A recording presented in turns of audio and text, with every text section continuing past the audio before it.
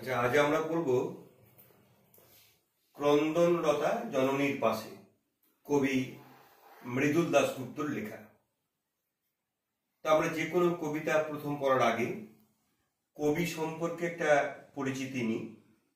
তো কবি মৃদুল দাশগুপ্ত এর সঙ্গে তোমরা খুব একটা পরিচিত নও, এই জন্য যে নিচু ক্লাসে ক্লাস 1 থেকে তোমরা ক্লাস 10 পর্যন্ত সম্ভবত মৃদুল দাশগুপ্তের কোনো কবিতা সিলেবাসের মধ্যে পড়নি। তো আমি কবি মৃদুল দাশগুপ্ত সম্পর্কে দু একটি কথা বলবো।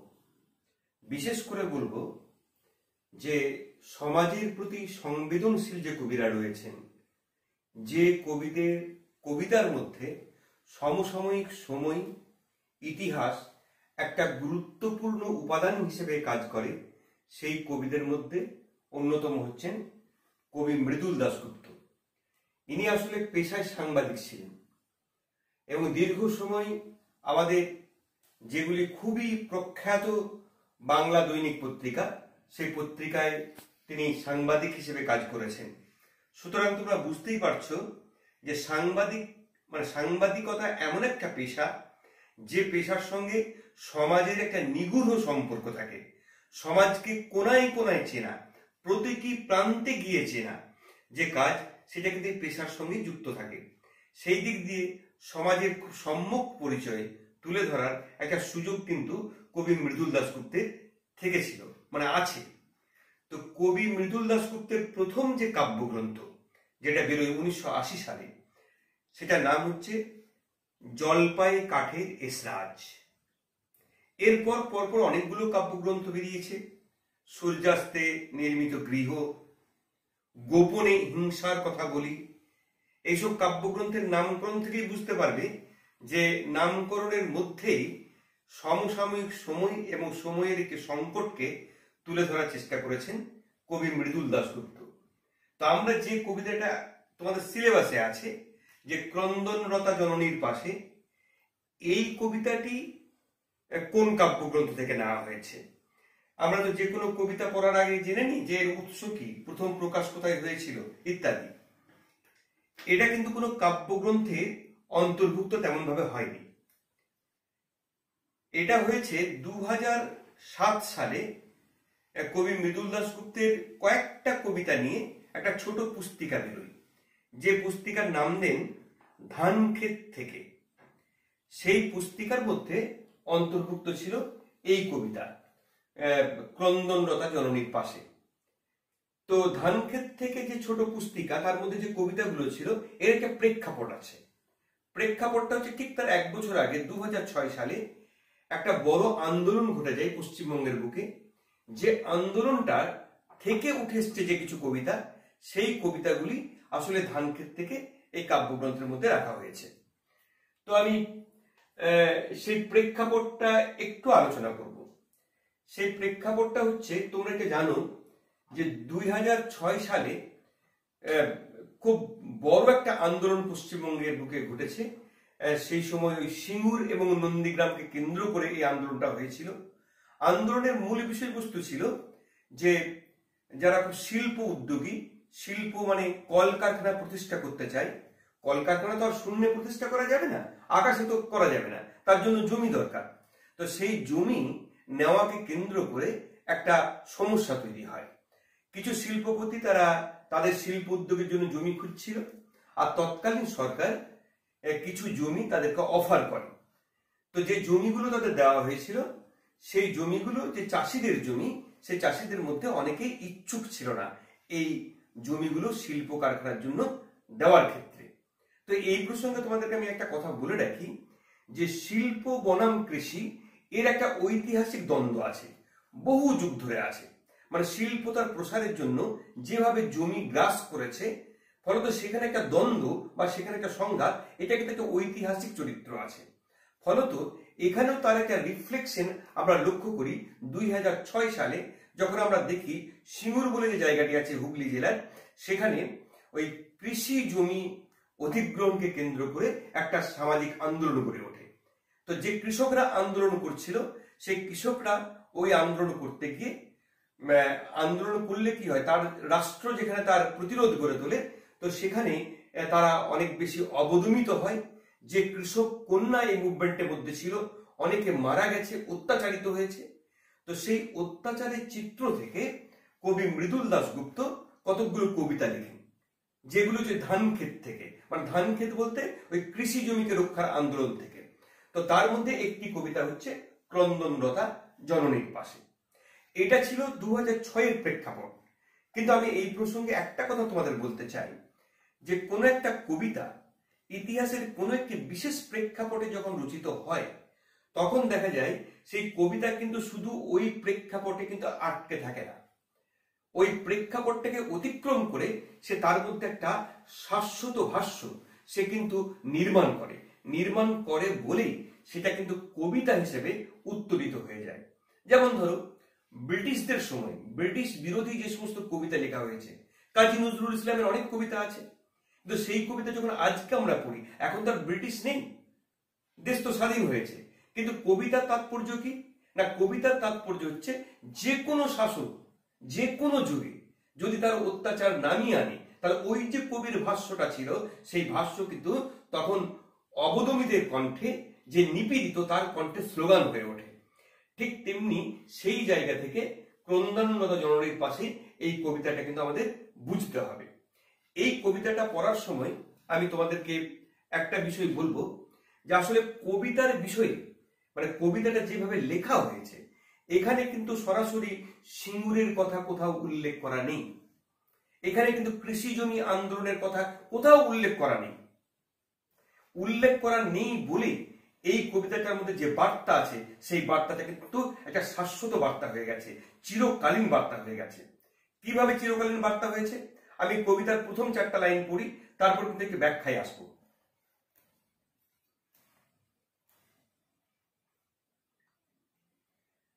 এই যেমন ধরো, প্রথম 4টি লাইন আছে, ক্রন্দনরতা জননীর পাশে এখন যদি না থাকি, তবে কেন এ লেখা, কেন গান গাওয়া, কেন তবে আঁকা আঁকি। এই যে প্রশ্নটা, শুধু কিন্তু কবিতা লেখা নয়, গান গাওয়া, ছবি আঁকা, এটা কোনোভাবেই সার্থক হবে না যদি না আমরা ক্রন্দনরতা জননীর পাশে গিয়ে না দাঁড়াই। এই প্রশ্নটা কবি যখন প্রথম স্তবকেই রাখলেন, তখন তোমরা জেনে রাখো যে উনি কিন্তু একটি চিরকালীন বিতর্ককে আবার সামনে নিয়ে এলেন। সেই বিতর্ক কখনকার বিতর্ক?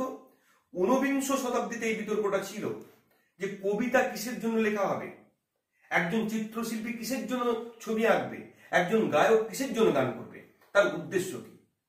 সেখানে দুটো মতামত এসেছিল। একটা হচ্ছে আর্ট ফর আর্ট সেক, অর্থাৎ শিল্প শিল্পেরই জন্য, আর একটা হচ্ছে আর্ট ফর লাইফ সেক, অর্থাৎ শিল্প হচ্ছে জীবনের জন্য। এই দুটি ধারার দ্বন্দ্ব এখনো পর্যন্ত কিন্তু থেকে গেছে। তো শিল্প শিল্পের জন্য এই কথা যারা বলেছিল, তারা কি বলতে চেয়েছে?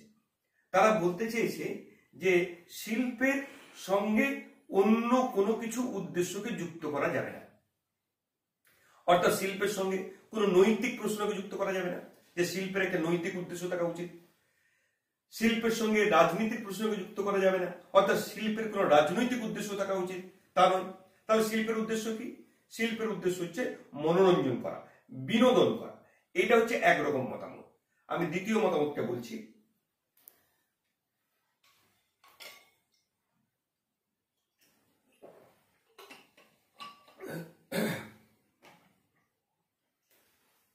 তো এই যে অভিমত যারা বললেন যে শিল্পের কোনো সামাজিক উদ্দেশ্য থাকবে না, রাজনৈতিক উদ্দেশ্য থাকবে না, নৈতিক উদ্দেশ্য থাকবে না, শিল্পের উদ্দেশ্য হচ্ছে মনোরঞ্জন করা, বিনোদন করা, সৌন্দর্যের প্রতি অনুগত থাকা। আর ঠিক এর বিপরীতে আরেকটি মত উঠে এলো। আমরা সাহিত্য বলতে কি বুঝি? রবি ঠাকুরের একটা কথা বলি। রবি ঠাকুর সাহিত্য প্রসঙ্গে বলেছেন, সাহিত্য শব্দটি সহিতম শব্দ থেকে এসেছে, সহিত অর্থাৎ কারোর সঙ্গে। সহিত মানে সঙ্গে, সহিত। আবার হিত শব্দের মানে হচ্ছে কিন্তু উপকার করা, মঙ্গল করা। তাহলে কারোর মঙ্গলের সঙ্গে এটা থাকা। কার মঙ্গলের সঙ্গে? একজন সাহিত্যিক সাহিত্য রচনা করে কেন? না, সে সাহিত্য কোন একটা পাঠক আছে বলে করে। কোন গায়ক গান করে কেন? তার শ্রোতা আছে বলে। অর্থাৎ সে কিন্তু শ্রোতা নিরপেক্ষ নয়, পাঠক নিরপেক্ষ নয়। তার মানে হচ্ছে সাহিত্য, শিল্প, সংস্কৃতি এর স্রষ্টা হচ্ছে একজন মানুষ, আর এই উপভোক্তা হচ্ছে একজন মানুষ। তাহলে দুটোই হচ্ছে মানুষ। তাহলে তা যদি হয়ে থাকে তাহলে মানুষ নিরপেক্ষ হতে পারে না। আরেকটা ব্যাপার আছে যে অনেকেই বলেছেন যে সাহিত্য হচ্ছে সমাজের দর্পণ। তো সমাজের যদি দর্পণ হয় তাহলে সমাজে যে ঘটনাগুলো ঘটছে তার প্রতিফলন অবশ্যই সাহিত্যের মধ্যে পড়বে। তাহলে সমাজ নিরপেক্ষভাবে, মানুষ নিরপেক্ষভাবে সাহিত্য কিন্তু হতে পারে না। এই হচ্ছে দুটো ধারার বক্তব্য। তো কবি মৃদুল দাশগুপ্ত কোন মতটাকে প্রতিষ্ঠা করতে চাইলেন? উনি দ্বিতীয় মতটাকে প্রতিষ্ঠা করতে চাইলেন। অর্থাৎ বললেন যে যদি কোনো জননী কাঁদে, তার কান্নার যদি খুব সঙ্গত কারণ থাকে, তাহলে আমি সংবেদনশীল হৃদয় হিসেবে আমি কিন্তু ওর কান্নার কথাটা আমার কবিতার মধ্যে তুলে ধরব। যদি কোনো শিল্পী তার শিল্পের মধ্যে ক্রন্দনরতা জননীর কান্নার ছবি না আঁকতে পারেন তাহলে সেটা শিল্প হিসেবেই ব্যর্থ। এটা হচ্ছে কবি মৃদুল দাশগুপ্তের মানে প্রতিপাদ্য বিষয়। এইটাকে পরবর্তী প্যারাগ্রাফে উনি আবার বলেছেন এইভাবে, নিহত ভাইয়ের শবদেহ দেখে নাই যদি হয় ক্রোধ, কেন ভালোবাসা, কেন বা সমাজ, কিসের মূল্যবোধ? আমার ভাই মারা গেছে, আমার ভাই নিহত হয়েছে, সেই নিহত ভাইয়ের লাশ দেখে যদি আমার ভিতরে কোনো ক্রোধ না জন্মায় তাহলে আমি কিসের মূল্যবোধের কথা বলছি? এখানে ভাই বলতে কিন্তু শুধুমাত্র নিজের সহোদর ভাইয়ের কথাই বলা হয়নি। ভাই বলতে ভাতৃপ্রতিম সমস্ত মানুষের কথা বলা হয়েছে। পৃথিবীর যে প্রান্তে আমার ভাই নিহত হোক না কেন, আমার কিন্তু হৃদয় কাঁদতে হবে এবং আমার কিন্তু ভিতরে একটা ক্রোধ জাগতে হবে সেই হত্যার বিরুদ্ধে। এই মূল্যবোধ থেকেই আসলে সাহিত্য সংস্কৃতি উঠে আসা দরকার। তারপরের লাইনটা দেখো, যে মেয়ে নিখোঁজ ছিন্ন ভিন্ন জঙ্গলে তাকে পেয়ে, আমি কি তাকাবো আকাশের দিকে বিধির বিচার চেয়ে? এখন তো এটা প্রতিদিনের ঘটনা, মানে আমরা যে সময়ের মধ্যে দিয়ে যাচ্ছি, শুধু 2006 সালের সেই ঘটনা নয়, তখনকার একটি ঘটনা কবিকে খুব নাড়া দিয়েছিল। তাপসী মালিক বলে এক কৃষক কন্যার নির্মম মৃত্যুর মধ্য দিয়ে। আর আজকে আমরা দেখি প্রায় প্রতিদিন খবরের কাগজে একটি কমন সংবাদ, তা হচ্ছে কোথাও না কোথাও কোনো না কোনো কন্যা অত্যাচারিত হচ্ছে এবং তার ছিন্ন ভিন্ন দেহ পাওয়া যাচ্ছে রাস্তার পাশে, জঙ্গলের পাশে। তো এই যে মৃত্যু, এই যে মূল্যবোধের যে অবক্ষয়, যেখান থেকে এই ধরনের হত্যাগুলো হচ্ছে, অত্যাচারগুলো হচ্ছে, সেই ক্ষেত্রে আমরা কি প্রতিকার শুধু ঈশ্বরের কাছে চাইব? ঈশ্বরের কাছে চাওয়াটাও কিন্তু একটা ধরন, এটা আমাদের সমাজের মধ্যে আছে। কি বলে না, ঈশ্বর একদিন শাস্তি দেবেন। অর্থাৎ এখানে অন্যায়কারী তার বিরুদ্ধে কিন্তু বা অন্যায়টার বিরুদ্ধে কণ্ঠস্বর কিন্তু আর সোচ্চার হলো না। ঈশ্বরের নামে ওই অন্যায়টাকে কিন্তু আমরা প্রশ্রয় দিলাম। কবি এখানেও প্রশ্ন তুলেছেন যে শুধু যে বিধি তার বিচার চেয়ে আমরা কিন্তু চুপ করে থাকবো, তা কিন্তু হবে না। এরপরে কবি বলছেন, আমি তা পারি না, যা পারি কেবল সেই কবিতায় জাগে আমার বিবেক, আমার বারুদ বিস্ফোরণের আগে। আমার বিবেকটা হচ্ছে আমার বারুদ, যা এই মুহূর্তে বিস্ফোরণ ঘটাতে পারে। এখানেও একটা কথা বলার আছে তোমাদেরকে। দেখবে একটা গুরুত্বপূর্ণ কথা তোমরা শুনবে, তা হচ্ছে ওসি বনাম মসি। ওসি হচ্ছে তলোয়ার, যা রাজারা ব্যবহার করে, হত্যার জন্য কাউকে মারা হয়, রক্তাক্ত করার জন্য। আর কবির হাতে কি থাকে? মসি। মসি হচ্ছে কলম। তো ইংরেজিতে একটা প্রবাদ আছে, pain is mightier then sword. অর্থাৎ ওই ওসির চেয়ে মসির শক্তি কিন্তু অনেক বেশি, কলমের শক্তি কিন্তু অনেক বেশি। কারণ বিবেকটা হচ্ছে বারুদের মতো, কলমের ডগায় তা কিন্তু বিস্ফোরণ ঘটায়। এই কারণেই দেখবে কবিদেরকে অনেকে ভয় পায়। ভয় পাই বলে তোমরা আফ্রিকার সে বেঞ্জামিন মোরাইজের কথা শুনেছ, কালো মানুষদের অত্যাচারের কাহিনী যে তুলে ধরেছিল, তাকে ফাঁসি দেওয়া হয়েছিল। গার্সিয়া লোরকার কথা তোমরা শুনেছো, যাকে প্রকাশ্যে এনকাউন্টারে গুলি করে মারা হয়েছিল। তো যুগে যুগে কবিদেরকে তো ভয় পায়, কবি, লেখক, সাহিত্যিক এদেরকে তো ভয় পায়। তোমরা জানো নীলদর্পণ নাটক আমাদের ব্যান্ড করে দেওয়া হয়েছিল। অর্থাৎ কলম খুব শক্তিশালী। তাহলে কবি মৃদুল দাশগুপ্ত এই কবিতার মধ্যে ওই কথাটাই বললেন যে আসলে আমি তো অন্য কিছু করতে পারি না, লড়াই করতে পারি না, যুদ্ধ করতে পারি না, কিন্তু যেটা পারি তা হচ্ছে আমার কলমটাকে অনেকটা শক্তপোক্ত করতে পারি, কারণ এই কলমই আসল বিস্ফোরণ ঘটাবে। এটাই আসলে হচ্ছে কবিতার উদ্দেশ্য। তাহলে কবি মৃদুল দাশগুপ্ত আমাদের ঐতিহাসিক একটা বিতর্কে একটি সিদ্ধান্ত টানলেন, তা হচ্ছে যে শিল্প, সাহিত্য, সংস্কৃতি আসলে কিসের জন্য? শিল্প, সাহিত্য, সংস্কৃতি হচ্ছে আমাদের সমাজ জীবনে যা কিছু অবমাননা, যা কিছু অত্যাচার, নিপীড়ন, সেইগুলোর প্রতিবাদে এটাকে সক্রিয় করে তোলাটাই হচ্ছে সাহিত্যের প্রধানতম উদ্দেশ্য। এটাই কবি মৃদুল দাশগুপ্তের মূল প্রতিপাদ্য বিষয়। তাহলে তোমরা বুঝতে পারছো যে প্রতিপাদ্য বিষয়টা ওই শুধুমাত্র 2006 সালের সিঙ্গুরের ঘটনার মধ্যে আটকে নেই। এটা একটা ঐতিহাসিক বিতর্কের একটি পক্ষ নেওয়ার কথা। কবি মৃদুল দাশগুপ্ত একটা পক্ষে ছিলেন এবং সেইভাবেই কবিতাটিকে সাজিয়েছেন। এই হচ্ছে কবিতার মূল কথা। আজকে আমি এই ক্লাসটা শেষ করলাম। এর কি কি সম্ভাব্য প্রশ্ন আসতে পারে, বিশেষ করে ওই যে প্রথম যে লাইনটা আছে এখান থেকে তো একটা প্রশ্ন আসবেই যে ক্রন্দনরতা জননীর পাশে এখন যদি না থাকি, ওই এখন শব্দের মানেটা কি? এখন বলতে কখন বোঝানো হয়েছে? আরেকটা সাধারণ প্রশ্ন হচ্ছে যে ওই যে কেন তবে লেখা, কেন গান গাওয়া, কেন তবে আঁকা আঁকি, এই লেখা, গান গাওয়া, আঁকা আঁকি সর্বমোট শিল্প, সাহিত্য, সংস্কৃতির মূল উদ্দেশ্য কি হওয়া উচিত সেই সম্পর্কে কবি মৃদুল দাশগুপ্তের অভিমত তোমরা বিশ্লেষণ করো।